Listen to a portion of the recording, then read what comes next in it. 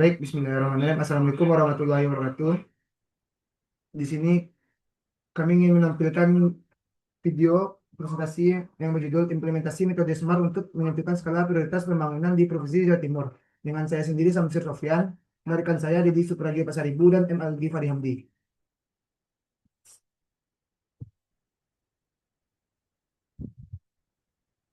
Untuk permasalahan yang saya angkat di latar belakang, yang pertama, pembangunan wilayah membutuhkan prioritas yang tepat. Oleh karena itu, pemerintah perlu menyusunkan strategi pembangunan yang tepat agar pembangunan dapat berjalan secara efektif dan efisien. Lalu yang kedua, keterbatasan anggaran menyebabkan tidak semua kebutuhan dapat dipenuhi. Namun, keterbatasan anggaran menjadi salah satu kendala utama dalam pelaksanaan pembangunan daerah sehingga diperlukan penentuan skala prioritas pembangunan secara tepat. Lalu yang ketiga, diperlukan metode yang objektif untuk menentukan daerah yang diprioritaskan. Di sini kami menggunakan metode yang dapat digunakan sebagai sistem pendukung keputusan, yaitu adalah metode SMART. Metode SMART sendiri merupakan metode pengambilan keputusan yang didasarkan pada pemberian bobot pada setiap kriteria dan alternatif untuk memperoleh hasil prioritas terbaik. Lalu fakta-fakta yang kami angkat di sini berdasarkan data BPR, Badan Pemeriksa Keuangan Republik Indonesia, Anggaran Pendapatan dan Belanja Daerah atau APBD Provinsi Jawa Timur pada tahun 2025 sebesar 28,59 triliun. Lalu kondisi pembangunan tiap kabupaten kotanya berbeda.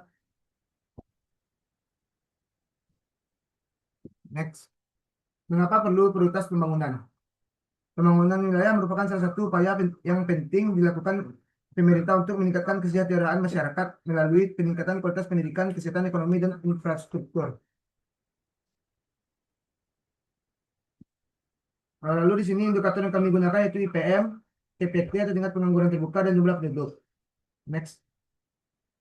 Selanjutnya untuk rumusan masalah, pertama bagaimana menentukan prioritas pembangunan wilayah, kedua bagaimana menerapkan metode SMART, yang ketiga wilayah mana yang perlu menjadi prioritas utama. Lalu untuk tujuan penelitian, yang pertama menerapkan metode SMART, kedua menentukan prioritas pembangunan, ketiga mengidentifikasi wilayah prioritas utama. Selanjutnya untuk bab 2 akan dijelaskan oleh rekan saya itu Dedi. Kepada Dedi dipersilakan.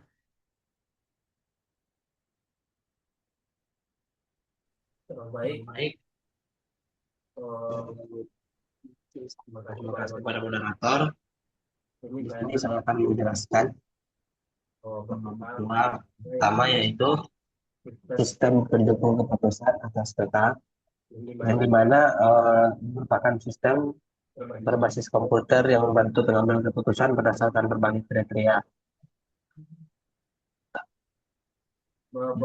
Beberapa keunggulan dari sistem pendukung keputusan, yang pertama yaitu objektif, sistematis, efisien, dan mengurangi subjektivitas.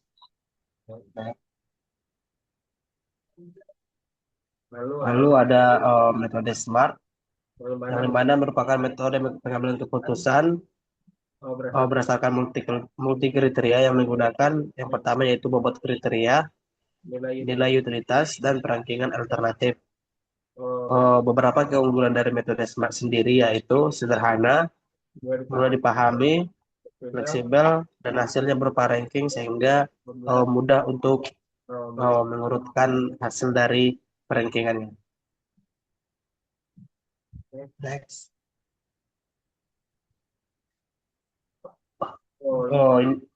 Ini merupakan flowchart atau diagram alir dari tahapan metode SMART. Yang pertama yaitu input data, lalu menentukan alternatif, lalu menentukan kriteria, dan lalu menentukan bobot.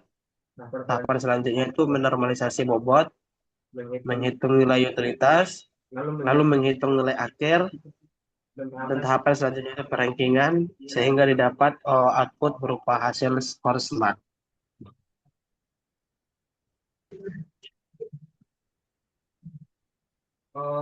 Untuk data penelitian sendiri yaitu sumber datanya merupakan penelitian ini merupakan menggunakan data sekunder yang berasal dari website BPS Provinsi Jawa Timur pada tahun 2025.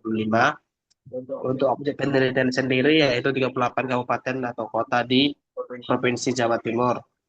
Untuk variabelnya sendiri yaitu IPM yang jenisnya benefit dan merupakan tipe rasio.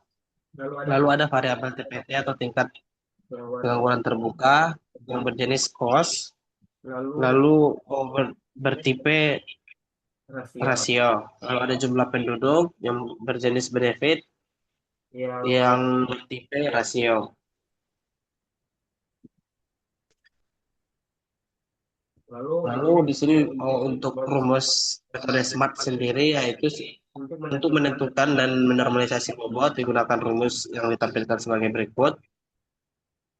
Lalu setelah dilakukan normalisasi akan didapat setelah dilakukan perhitungan kembali akan didapat nilai akhir SMART yang didapat melalui persamaan berikut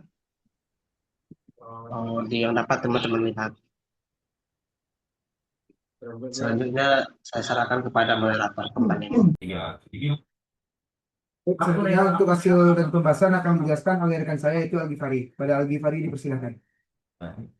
Sebelum sebelum melakukan uji SMART, ditentukan dulu alternatif yaitu 38 kabupaten kota di Jawa Timur dengan kriteria yaitu tingkat pengangguran terbuka, jumlah penduduk, dan IPM. Setelah itu dilakukan normalisasi dengan hasil sebagai berikut. Dari variabel TPT, karena bertipe cost, dipilih wilayah dengan tingkat pengangguran terbuka terkecil yaitu Pamekasan. Selanjutnya variabel jumlah penduduk karena bertipe benefit, maka daerah dengan jumlah penduduk terbesar dipilih sebagai yang terbaik yaitu Surabaya. Selanjutnya variabel IPM karena bertipe benefit, maka dipilih kota wilayah dengan pembangunan IPM terbaik yaitu Surabaya.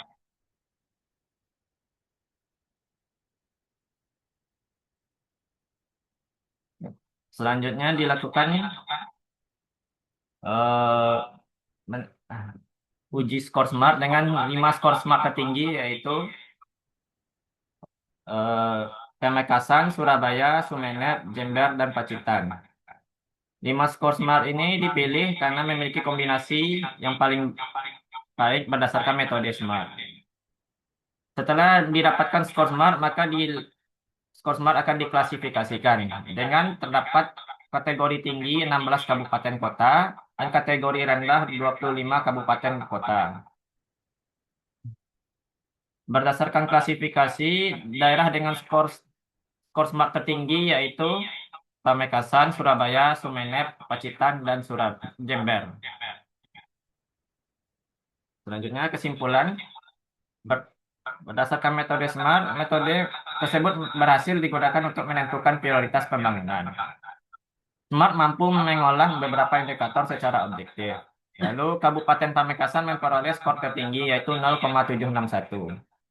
Selanjutnya Kota Probolinggo memperoleh skor SMART terendah yaitu 0,483. Lalu SMART dapat menjadi alat bantu pemerintah dalam menyusun kebijakan pembangunan. Baik, sekian dari penampilan kelompok kami. Maaf bila ada kesalahan kata. Assalamualaikum warahmatullahi wabarakatuh.